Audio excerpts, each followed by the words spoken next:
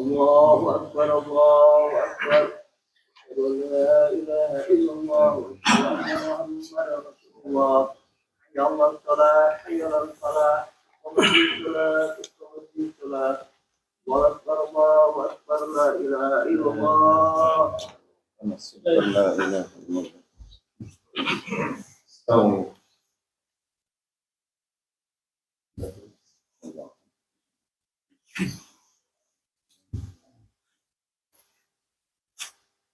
الله أكبر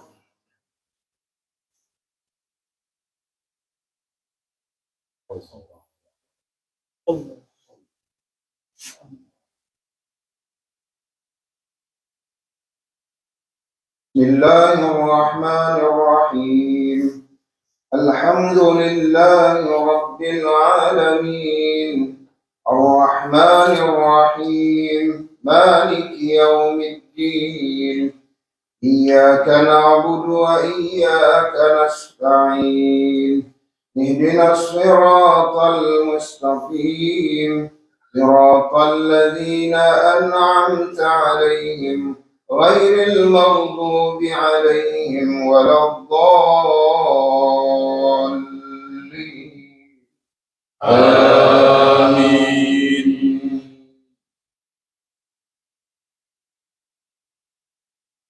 إن الله اصطفى آدم ونوحا وآل إبراهيم وآل عمران إن الله اصطفى آدم ونوحا وآل إبراهيم وآل عمران على العالمين ذرية بعضها من بعض والله سميع عليم إذ قالت امرأة عمران رب إني نذرت لك ما في بطني محررا فتقبل مني إنك أنت السميع العليم فلما وضعتها قالت رب إني وضعتها أنثى والله أعلم بما وضعت وليس الذكر كالأنثى وإني سميتها مريم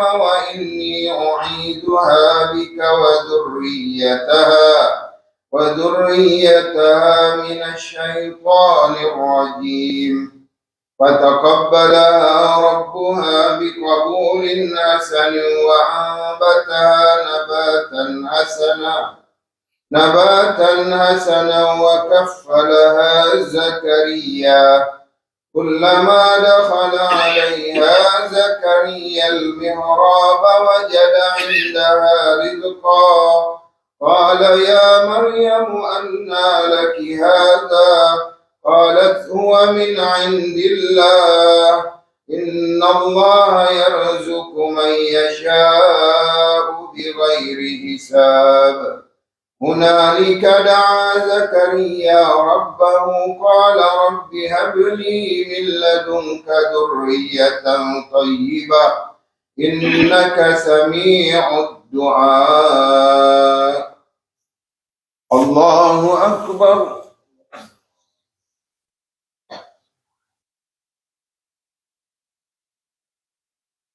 سمع الله لمن حمده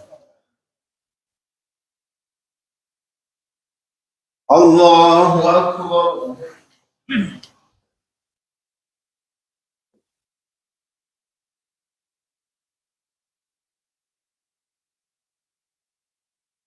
الله أكبر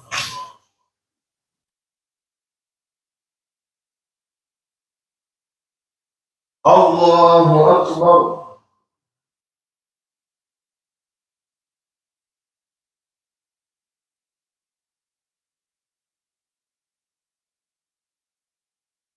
الله أكبر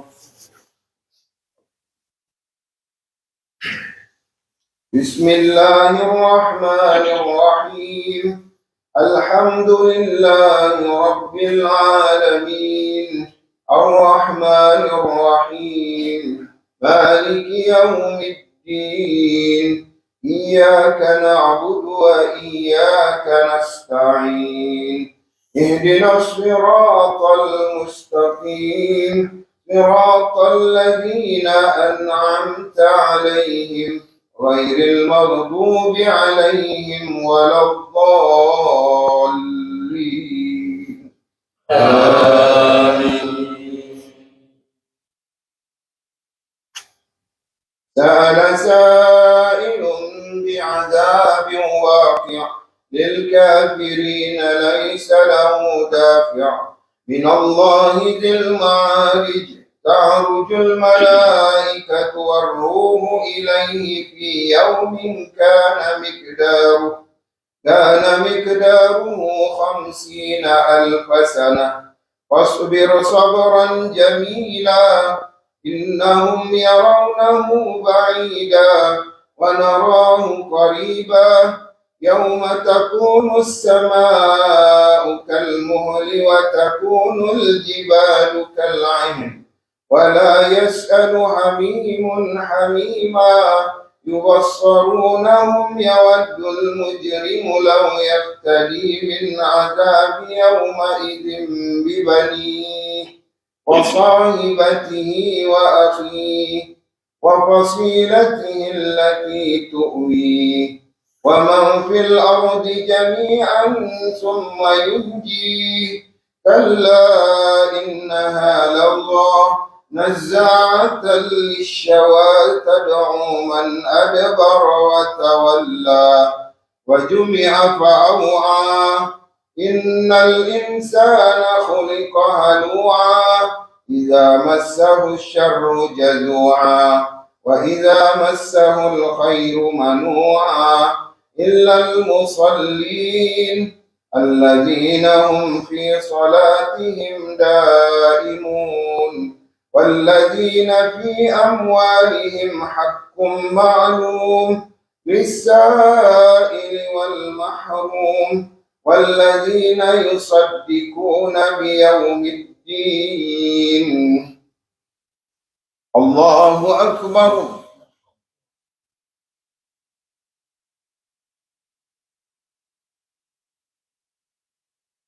سمع الله لمن حمده اللهم اهدنا فيمن هديت وعافنا فيمن عافيت وتولنا فيمن توليت وبارك لنا فيما أعطيت وقنا برحمتك شر ما قضيت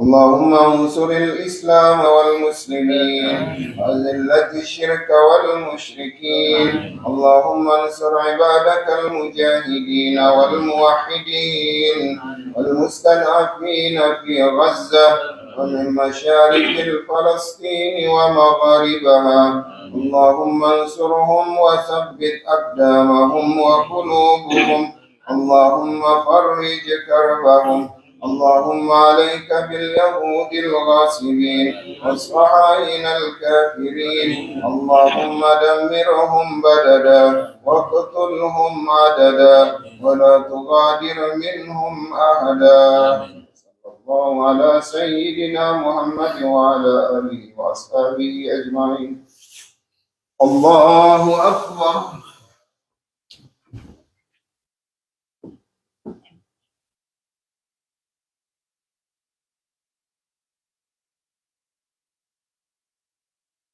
الله أكبر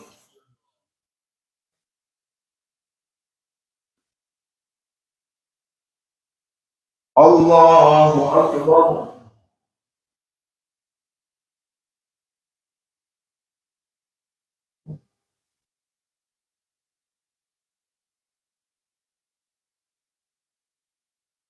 الله أكبر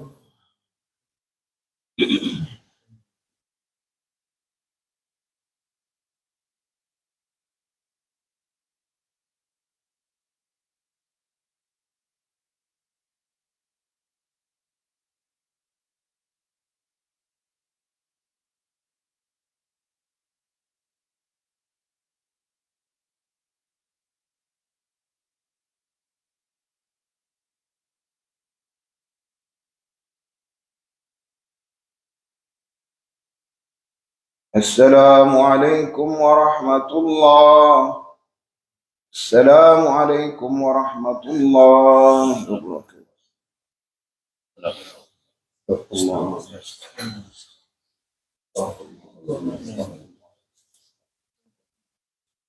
الذي لا إله إلا هو الحي القيوم وأتوب إليه. لا إله إلا الله ويميت وهو على كل شيء قدير. اللهم أنت السلام ومنك السلام السلام بالسلام ودخلنا الجنة دار السلام. بارك ربنا وتعالى يا ذا الجلال والإكرام. الله لا إله إلا هو الحي القيوم لا تأخذه سنة ولا نوم له ما في السماوات وما في الأرض. من ذا الذي يشفع عنده إلا بإذنه يعلم ما بين أيديهم وما خلفهم ولا يحيطون بشيء من علمه إلا بما شاء وسع كرسيه السماوات والأرض ولا يؤوده إلهنا أنت مولانا سبحان الله.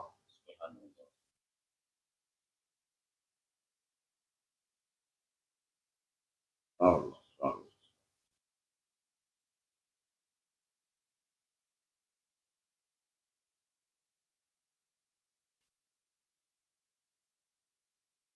أنا ربي العظيم وبحمده دائما قائما أبدا الحمد لله.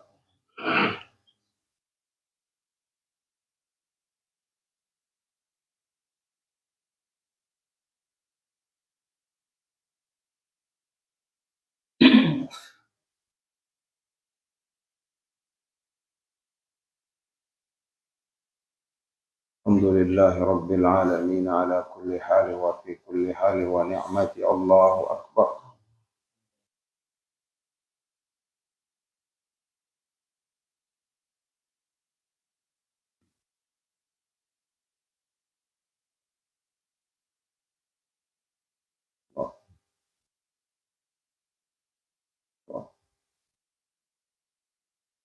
الله أكبر كبيرا والحمد لله كثيرا وسبحان الله بكرة وأصيلا. لا إله إلا الله له لا شريك له الملك وله الحمد يحيي ويميت وهو على كل شيء قدير. لا حول ولا قوة إلا بالله العلي العظيم. يا اللهم أجرنا من النار. اللهم أجرنا من النار. اللهم أجرنا من النار. بسم الله الرحمن الرحيم. السلام عليكم ورحمة الله وبركاته. الحمد لله الذي وكفى والصلاة والسلام على النبي المصطفى وعلى آله وصحبه أهل الصدق والوفاء. أشهد أن لا إله إلا الله وحده لا شريك له. أشهد أن محمدا عبده ورسوله الذي لا نبي بعده. اللهم صل وسلم وبارك على نبينا محمد وعلى آله وصحبه أجمعين. Jamaah salat subuh Masjid At-Tahir rahimakumullah. Mudah-mudahan dengan keistiqomahan kita salat subuh berjamaah, menghidupkan 5 waktu berjamaah akan membuka simpul-simpul kesulitan di dalam kehidupan kita, kemudian juga melembutkan hati anak-anak kita, kemudian juga kelak Allah tinggalkan keturunan kita, keturunan yang saleh dan yang salehat sampai datang hari kiamat. Ya Rabbal Alamin. Ketika kalau kita mundur kepada zaman ya kekhalifahan, mulai itu dari Turki Utsmani ataupun yang lebih dahulu misalkan Daulah Zengkiyah, Daulah Ayyubiyah, Mamluk, kemudian juga termasuk Fatimiyah walaupun Syiah. Kemudian ada di Afrika Utara Andalusia, Al-Muwahhidun wal Murabitun. Ya. Itu pada saat itu ilmu itu tidak terbagi-bagi. Jadi yang namanya pengetahuan keislaman, baik itu syariat ataupun yang namanya akidah, itu semuanya dikuasai oleh semua orang awam. Dikuasai oleh semua orang awam. Tidak seperti zaman sekarang ini, kita itu seolah-olah diatur. Yang dia sekolah kedokteran dia nggak perlu paham tentang fikih mazhab Syafi'i. Yang dia sekolah engineer dia nggak perlu berdalam-dalam tentang masalah akidah dan tauhid.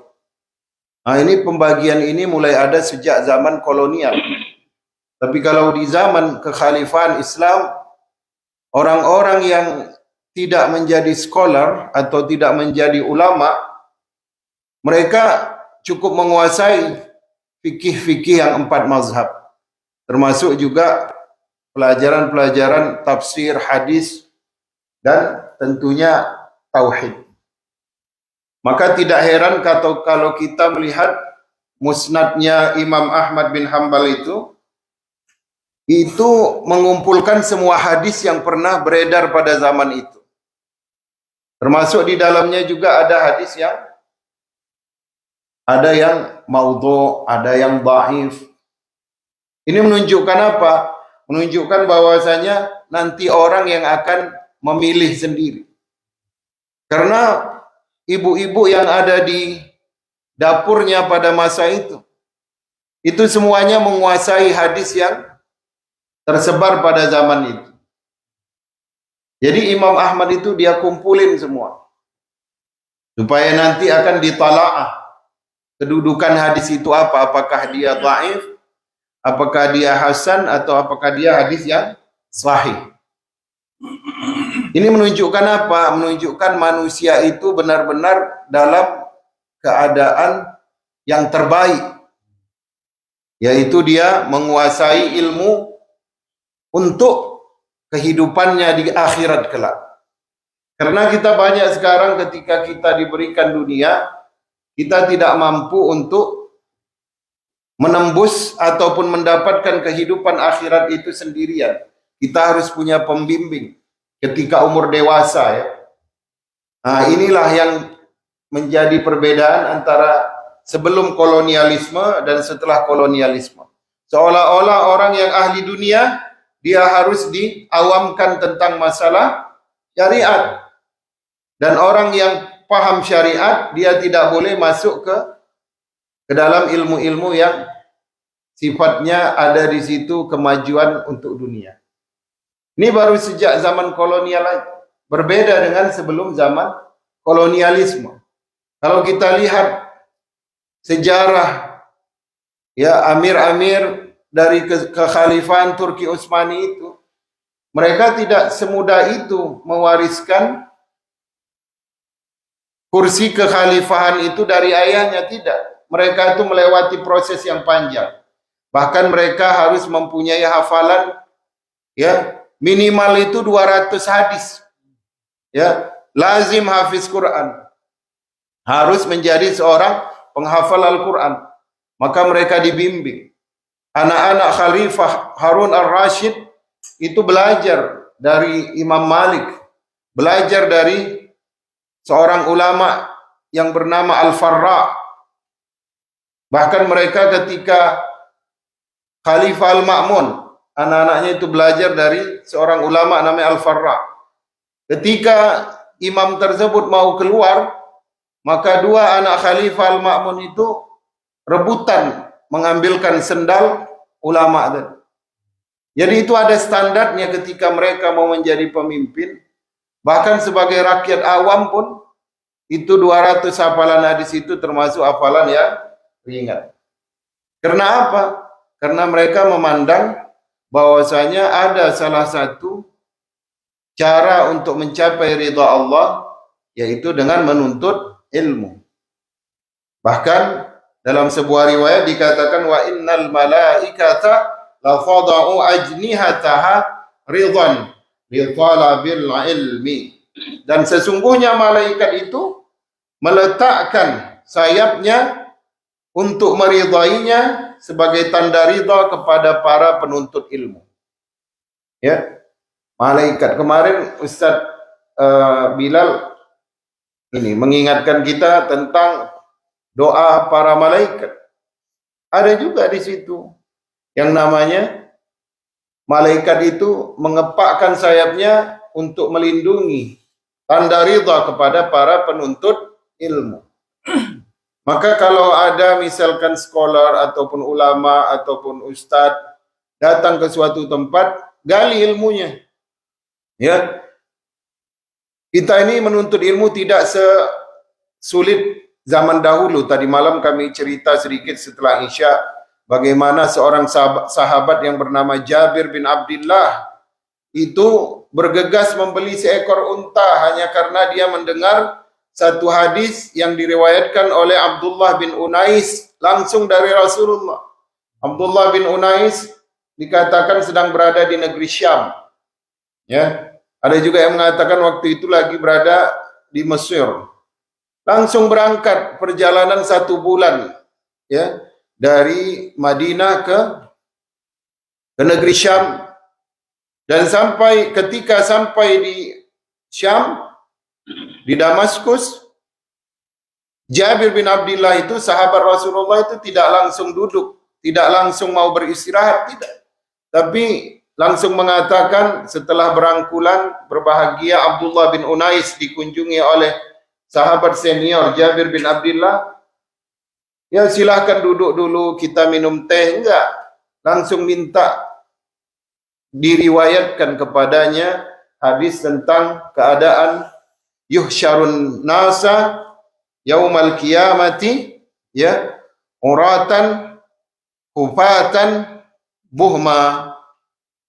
Hadisnya itu bahwasanya nanti manusia dikumpulkan di mahsyar, ya, dalam keadaan telanjang, ghurla, tidak bersunat, wabuhma.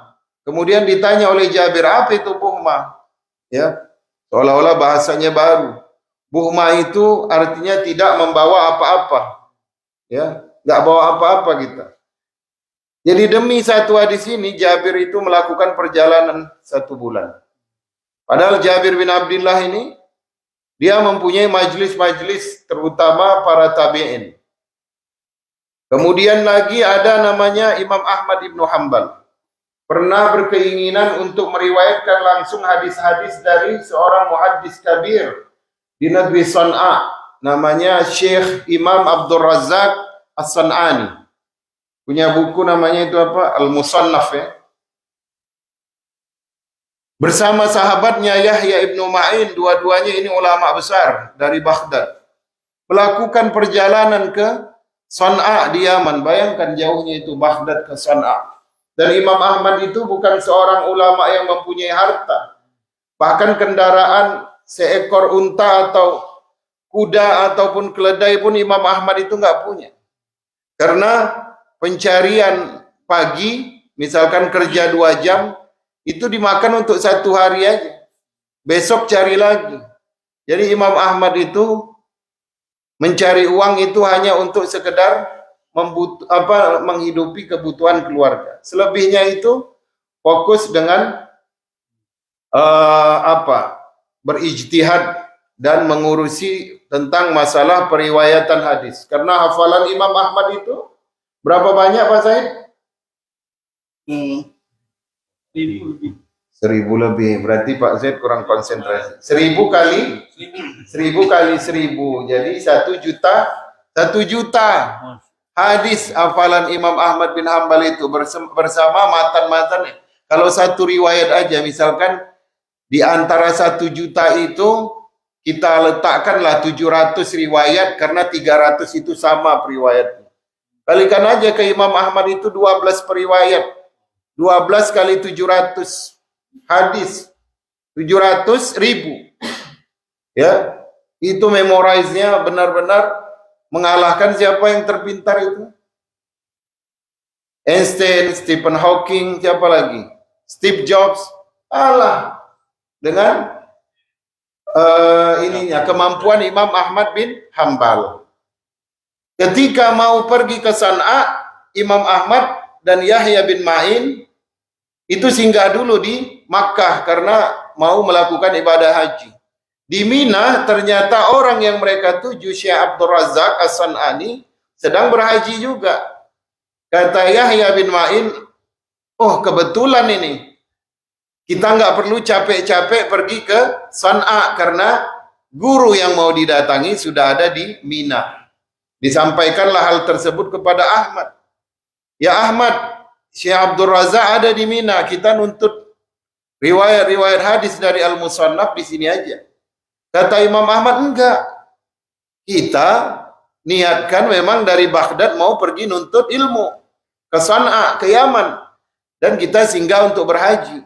Jadi ya kita istilahnya menyapa Imam Abdul Razak aja di Mina itu. Setelah itu nanti kita datangi dia di Yaman, di San'a sana. Dan ternyata kata Yahya bin Ma'in, ini hadis-hadis yang mau diambil oleh Imam Ahmad dari Syekh Abdul Razak itu semua udah di dalam luar kepala Imam Ahmad. Sudah dihafal, sudah diriwayatkan dari guru-gurunya. Cuman karena ingin berjumpa dengan Imam Kabir di Yaman, kemudian juga mau meriwayatkan langsung hadis dari Imam Abdul Razak, jadi Imam Ahmad itu melakukan pendabalan lagi, didabel itu periwayatannya. Dan nggak terburu-buru gitu, bukan 2 minggu, sebulan. Kalau udah hafal, udah menguasai mah kita cepat-cepat aja ya Pak ya. Tapi enggak. Duduk 2 tahun di San'a. Bahkan dalam serba kekurangan, Imam Ahmad bekerja di pembuatan ikat pinggang. Bahkan sesekali Imam Abdul Razak itu juga memberikan uang tapi ditolak terus oleh Imam Ahmad.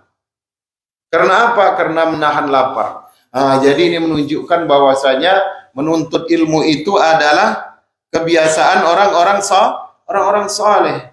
Ada Imam Ahmad, kemudian ada Imam Malik, kemudian tadi ada sahabat Jabir bin Abdullah. Jadi yang ingin saya capai adalah bagaimana pada generasi kita atau generasi selanjutnya ilmu ini tidak dipisah-pisahkan. Karena apa? Karena ini adalah produk kolonialisme.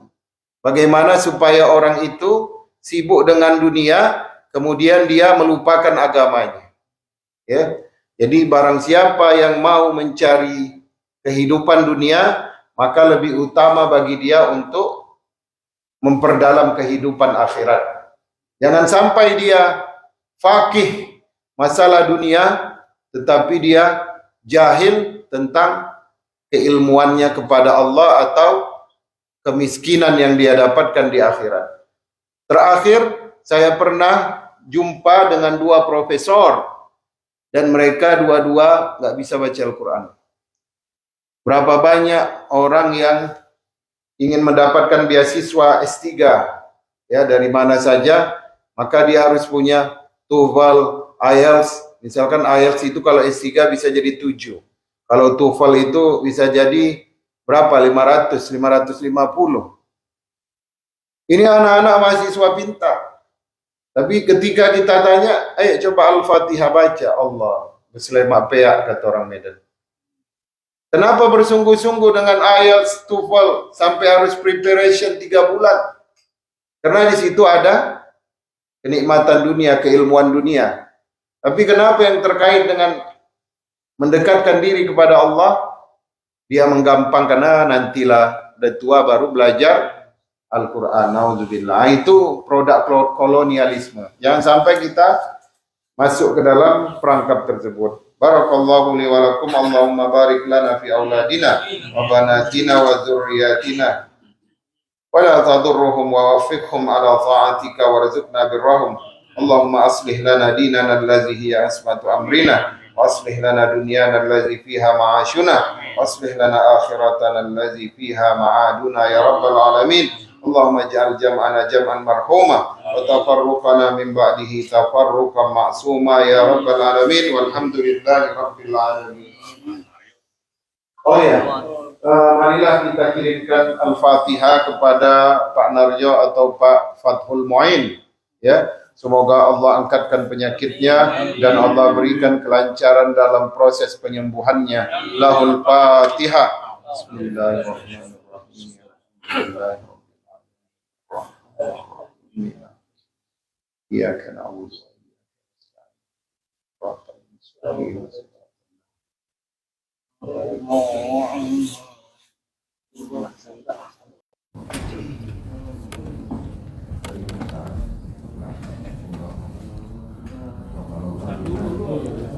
Fajar prayers masih 5.45, sholat subuh masih 5.45. Mari kita berjuang untuk datang hadir memakmurkan masjid. Jazakumullah khairan dari Los Angeles, California, Amerika Serikat. Assalamualaikum warahmatullahi wabarakatuh.